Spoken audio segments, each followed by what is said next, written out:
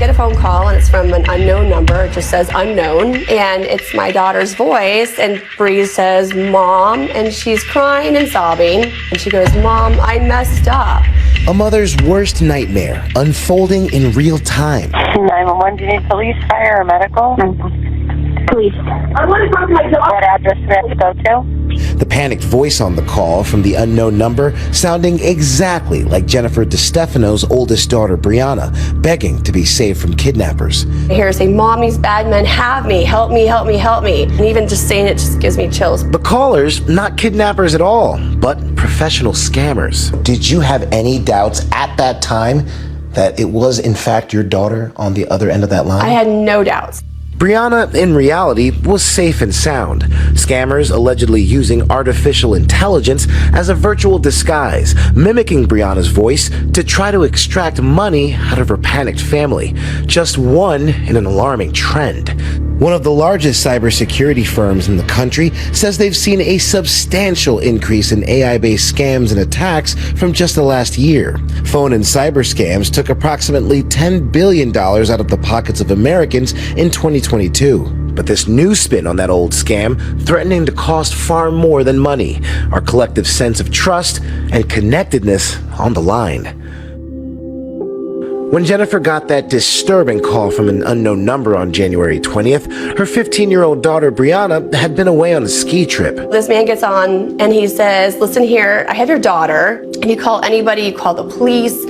I'm gonna pump your daughter so full of drugs, I'm gonna have my way with her, I'm gonna drop her in Mexico, and you're never gonna see your daughter again." Jennifer says she was willing to give anything to get her daughter back. So he says he needs to have $1 million, which isn't possible. That's when I went into panic mode, and I just opened up the door, put the phone on mute, and started screaming for help. A nearby acquaintance overheard the commotion and called 911.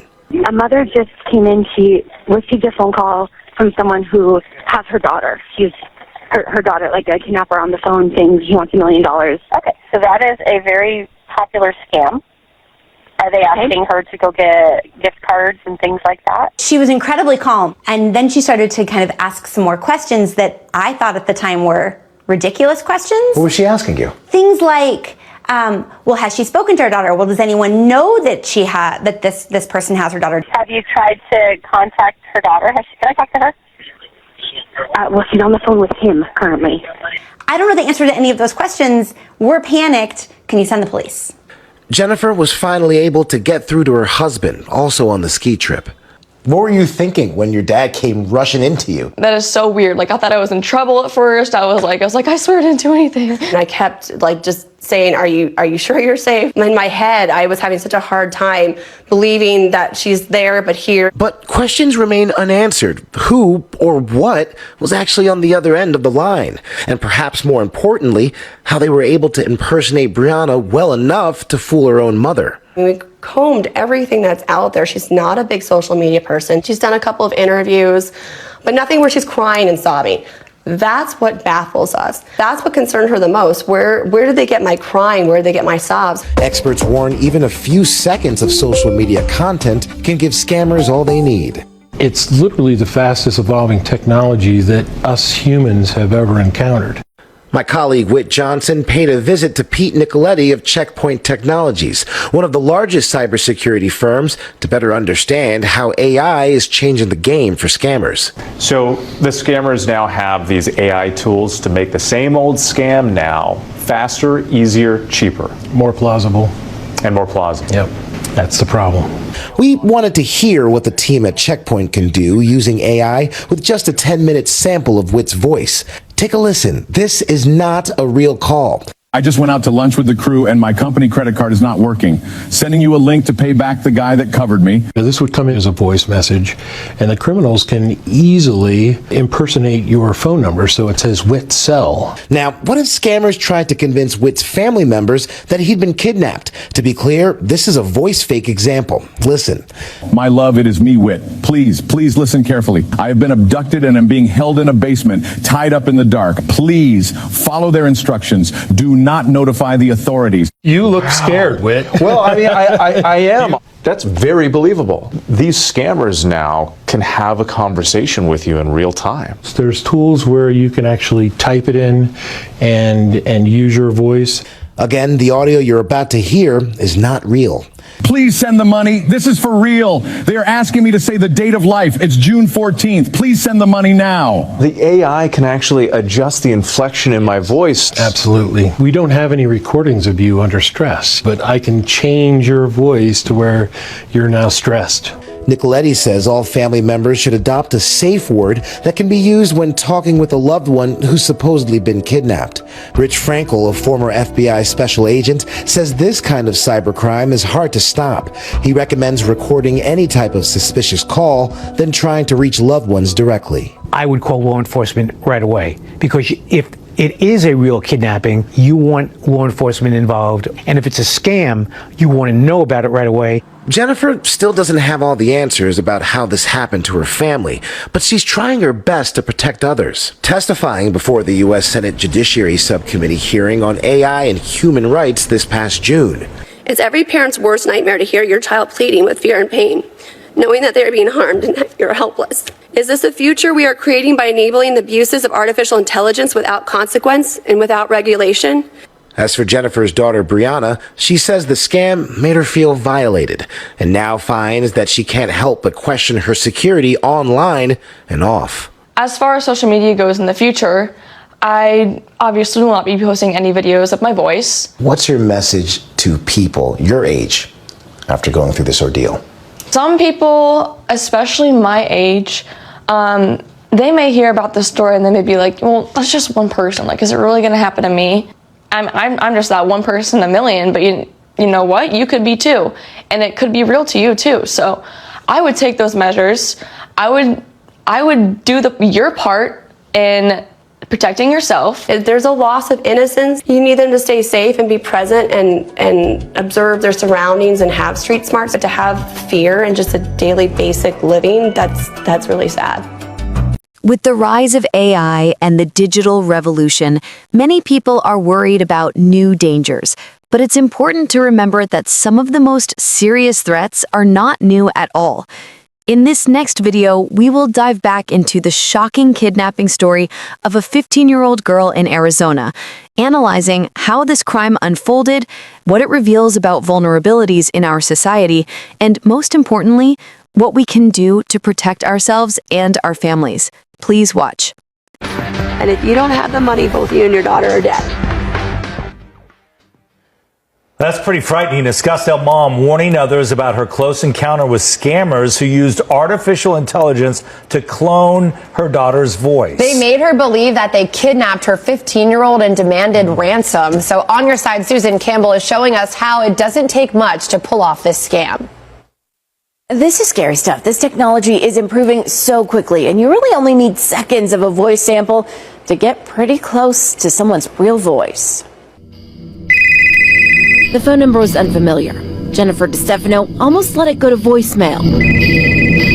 But her 15-year-old was out of town skiing. Maybe there had been an accident. I pick up the phone and I hear my daughter's voice and it says, "Mom," and she's sobbing. And I was, "What happened?" And she's like, "Mom, I messed up," and she's sobbing and crying. And then I hear a man's voice say, "Put your head back, lie down." And then I'm like, wait, what's going on? And this man gets on the phone and he's like, "Listen here, I've got your daughter. This is how it's going to go down. You call the police, you call anybody. I'm going to pop her stomach so full of drugs, I'm going to have my way with her and I'll drop her off in Mexico." And at that moment, I just start shaking. I'm like, "What?" In the background, she's going, "Help me, Mom, please, help me," and bawling. And you have absolutely no doubt in your mind that that was her voice. Oh, 100% her voice. 100% her voice. It was never a question of, who is this? Or it was completely her voice. It was her inflection. It was the way she would have cried. I never doubted for 1 second it was her. That's the freaky part that really got me to my core. But the 15-year-old never said any of it. It was just a clone created by artificial intelligence. You can no longer trust your ears. Subaro Kamampati is a computer science professor at Arizona State who specializes in AI. He says voice cloning technology is rapidly improving. Now there are ways in which you can do this with just 3 seconds of your voice. So with the 3 seconds, it can come extremely close to how exactly you sound. And you don't even need any special equipment. I chose a free program for a test, and I'm not actually talking. it's a new toy, and and I think they could be great good uses, but certainly they can be pretty worrisome uses too. You got to slow down and diffuse the situation. The FBI's Dan Mayo says scammers who use voice cloning often find their prey on social media. They're going to be looking for public profiles that have as much information as possible on you. And when they get a hold of that, they're going to dig into you. The Federal Trade Commission says scammers will often ask their victims to wire money, send cryptocurrency, or pay the ransom with gift cards. Once the money is gone, it's almost impossible to get it back. The phone number's coming from an area code that you're not familiar with. That should be one red flag. Second red flag, international numbers. Sometimes they will call from those as well. Third red flag, they will not allow you to get off the phone and talk to your significant other, right? That's a problem. The person who had supposedly kidnapped Jennifer's daughter demanded money. He started at $1 million. I was like, that I don't have $1 million. I'm like, fine, whatever, just don't hurt my daughter. Then he wants $50,000. Jennifer kept him talking. She was at her other daughter's dance studio, surrounded by worried moms who wanted to help. One called 911, another called Jennifer's husband. Within just 4 minutes, they confirmed her daughter was safe. She was upstairs in her room going, what? What's going on? What's going through your mind that second? Then I get angry, obviously, with these guys because this is not something you play around with. Wave of relief, though, I'm sure. I literally just sat down and just broke down crying. Tears for all of the what ifs. The fear, the relief. It all just seemed so real. The FBI believes a lot of these calls are never reported. Even if you don't lose money, the FBI wants to know about it. The more information they have, the better their chances of spotting trends and catching the scammers. I'm on your side, Susan Campbell. In the next videos, we've compiled more AI fake kidnapping scams to raise awareness. One clip shows how AI targeted an elderly woman by pretending her grandkids were kidnapped to steal her money. In another, a woman received a call faking her sister's kidnapping, and in yet another, a caller posed as the Department of Criminal Enforcement, claiming there was an arrest warrant against her. All of these were AI scams designed to collect money. Please watch now and don't forget to subscribe. The call came out of the blue. And she's crying, and I'm saying, what's the matter? What's the matter, hon? 86-year-old Christine says her granddaughter Addison was on the phone saying she'd been in an accident. But she said that the airbag came back and hit her in the face. The granddaughter said she was being detained by police and had been given a lawyer. As Christine was taking in all she was hearing, the lawyer, who said his name was John, got on the phone. He told her he needed money to get her granddaughter out of jail. My mind's not even thinking. Christine says they wanted $10,400, but when she said she didn't have it, the lawyer said they'd take what she had in order to help Addison. $6,000. But all that in an envelope. I was a nervous wreck because I had to count everything. She had the cash because that's how she budgets and saves. They're going to send somebody to pick it up. And the so-called lawyer kept her on the phone until that person showed up at Christine's home. This is her neighbor's Ring camera video. You see a red car drive up and park in front of her house. The person gets out of the vehicle and walks up her stoop. So I opened my door, to see if I see somebody. And I happen to look out and I see this red car. And I'm saying to myself, I wonder if this is the person. It was. And he told her why he was there. I'm here to pick up the package. Christine told him to write a receipt for the cash. She says he gave her this. Then, minutes after he left, Christine learned the truth. Her grandson, who lives next door, told her Addison was at work and was just fine. I actually broke down because, you understand, it was just so much emotion, and I started crying. He kept, it's all right, Graham, it's all right. Christine had become a victim of the grandparent scam. It's been around for years, where the criminals pretend to be grandchildren in trouble, calling for help. The FBI reports elder fraud, which includes the grandparent scam, impacted more than 147,000 victims last year, with losses totaling almost $4.9 billion. I'm thinking another person's voice I would have picked up on, but I know this from a baby, so I know her voice. In Christine's case, the caller likely sounded very much like the real Addison. It's not hard to find something of my voice. According to experts, scammers are using AI to make the voices sound real. I'm on social media. You probably need about a minute or two of voice to be able to clone it to some degree. Penn Engineering Assistant Professor Eric Wong studies AI. Scams using AI are really just an evolution of scams from the past, from phone scams to mail scams. The AI really just makes things more scalable and more realistic. I need to tell everyone about a really bad scam that I experienced today. I don't know if you can tell, I've been crying all morning. So I was awoken this morning at 7:20 a.m. roughly to a phone call from my sister. Like, it was her contact, it was her face that popped up on my phone. It looked exactly like my sister was calling. So I answered it, and it was a man's voice on the other end screaming at me, telling me, "You're not going to call anyone else. You're not going to call the police. You're not going to talk to anyone. I have your sister." And like, this sounds, it's so hard for me to describe to you how real this all sounded. Like, I'm not an idiot. I'm so good at spotting phishing emails. I'm so good at spotting spam calls. I never fall for anything. And this was like the realest, scariest moment of my entire life, literally. And the guy was screaming at me. He sounded completely unhinged. He sounded crazy. I heard muffled sobs in the background that sounded like a woman's voice. So of course I was like, oh my God, that's my sister. I fully 100% believed that this was real, especially since it was her contact that popped up on my phone. It wasn't some random number. So anyways, I end up talking to this guy for like 15 minutes. I'm trying to calm him down. I'm having like small talk with him, and I end up sending him money. And what's weird about it too is it's not like he was like, send me $1,500 in gift cards. It wasn't like that. He was like, I need you to send me money. I need to get home. I just got out of jail. I'm just trying to get home. I'm not a bad person. He was saying he started crying. Like, legit. There was even one point, this is the part that still gives me chills and makes me really scared. There was one point I heard a sob in the background, and the guy said, listen, you need to calm down. You're going to hurt yourself.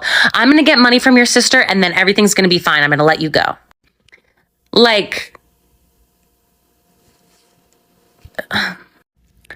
so luckily I wasn't home alone. My mom happened to be in town visiting. When I first got the call, I ran downstairs and woke her up, but silently, because the guy was telling me not to tell anyone.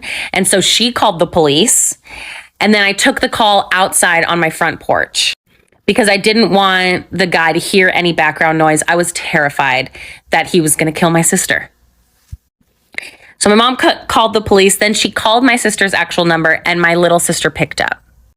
So anyway, we realized my sister was okay, and that was all good. But this was really, really scary. Like, it felt so real that I'm not kidding. I'm traumatized and I'm worried about PTSD. I'm not kidding. If you get a call like this, I read that it's recommended that you hang up and then immediately call back because it'll call your actual contact. If you get a phone call from a deputy sheriff saying that you have a warrant out for your arrest because you missed jury duty, stop. Listen to this video. So I am not a naive individual. I am very intelligent. I am very well-rounded about all of the scams and everything that's been going around, and I almost fell victim to something that could have possibly been very scary today. So I took notes during the phone call, so I'm going to kind of just read off of that for you guys. So I am a nurse practitioner. I got a phone call at my job today. One of my front desks, got me out of a patient's room and said, Summer, you have a sheriff deputy from the Horry County Sheriff's Department, which is here in Myrtle Beach, by the name of Jason Green. He is on the phone for you and says it is a very urgent matter. So I get on the phone with this officer. He introduces himself as Deputy Jason Green, badge number 74DA1 of the Horry County Sheriff's Department. He told me that I missed a grand jury duty this morning at 9 a.m. and that I had a civil warrant out for my arrest and I was being charged with a bench warrant for failure to appear as well as contempt of court. He told me that I needed to go to 1301 2nd Avenue, Conway, which is actually the address of the courthouse. You guys, this sounded so legit. There was no red flags at all. He was a African-American individual. I could just tell by his accent. He was American. He was not foreign individual. Everything that he was telling me, there were honestly no red flags that I saw.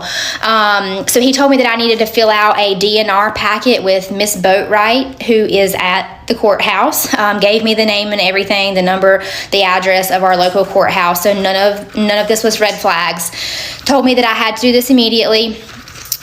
He told me he was going to hang up and call me on my cell phone because he had to be my escorting officer, so that I did not get another failure to attempt charge. He did tell me that if there was any sort of delay in communication up to 180 seconds, or if the call dropped, that he would be sending an officer out for my arrest. Mind you, I'm at work. I'm the only nurse practitioner there seeing patients. I don't have anybody to relieve me. He told me that it was very urgent, that I had to get there immediately. He told me I needed to go out to my vehicle and drive there and let him know when I made it to the courthouse and speak to this person. So, I unfortunately told 5 patients that they had to leave, that I had an emergency come up, and I was not allowed to tell them what was going on. He told me that I could not speak on the matter because it was a high-profile federal case with a gag order. So I wasn't allowed to tell anybody where I was going. That honestly should have been a red flag, but in the moment, this seemed so real, so real. So I cleared out my clinic, told all of my patients that they had to go. They were more than welcome to come back later after the emergency was handled, and I felt terrible. I closed the clinic down. I get in the car. He is still on the phone call with me. He does ask me for my year, make, and model of my vehicle. He says that they reimburse for mileage. I do know sometimes you get a check for going to jury duty because you have to miss work and everything, and I've been told by people that they do that. So that honestly didn't raise a red flag for me. He asked for my emergency contact information. He said because ultimately it is up to the court if they decide to hold me for contempt of court, and if I was booked, I could be held up to 72 hours, and they wanted to be able to inform somebody of that nature. So I did give my mom's contact information.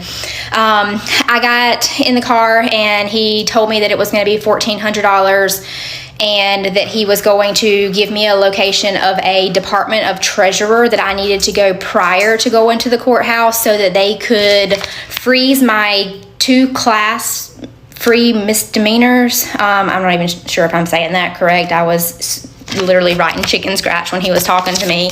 But I got this gut feeling, y'all, and I really, really think it was nothing but the good Lord. I was literally sitting in my car with my purse. My car was in drive, and something told me, like, this is not right. Like, this man is telling you to bring $1,400 cash.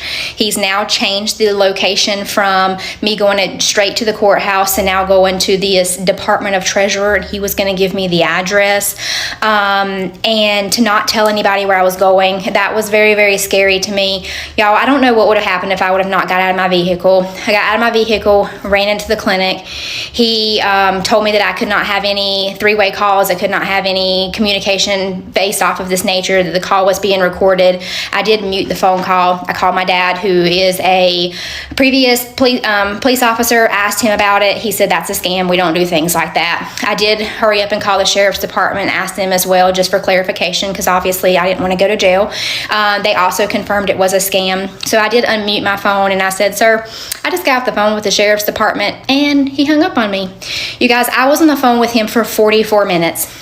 44 minutes. I cleared out my clinic, made patients leave, shut the clinic down, and I had all of this going on of 44 minutes. Literally was in a panic attack. I was crying. It was the scariest thing that I have ever been through. It felt so real. Like I said, the addresses were correct. There is an actual officer by the name of Jason Green, because I did Google him and see that. So the officer was real. The location was real. Everything was local. He was American, which a lot of times when you get scam phone calls, calls, I hate to say it, I'm not racist by any means, but a lot of times it is somebody from a foreign country with a very strong accent. This was not the case. I'm just here putting this video out to warn everybody, please do not fall victim of this. Spread this to your loved ones, tell all your family about it. I have no clue what would happen if I would have drove to the location with that cash, and but I'm here today to talk about it. There's this new AI scam going on. If you put out any video on the internet with your voice, they'll take it and they'll call your parents and they say, Mom, Dad, I got into a car accident. I need you to send me money right now. Oh my God, bro. And somebody's parents got fooled and they sent out a whole mortgage to some other guy. Crazy. And they got scammed. That's new methods, fam. No, send this to your parents, fam. Don't like. That's it's already tough enough for the elderly. They're already getting caught with some online scam. So this is even that next level. Can't even trust shit no more, bro. Bro. Do you think the whole system's just gonna crash? If you think about it, if you really, really bag it, bro, we're kind of stable right now. We're like this. Yeah. We're good. But the more little cracks ChatGPT affects. I think David Cho, he was on Joe Rogan's podcast. He said he fired his lawyer. He fired his lawyer because he asked questions to his lawyer and he asked questions to ChatGPT at the same time. And ChatGPT gave him the exact same answers. I think there's a cycle though. Like you see, it's like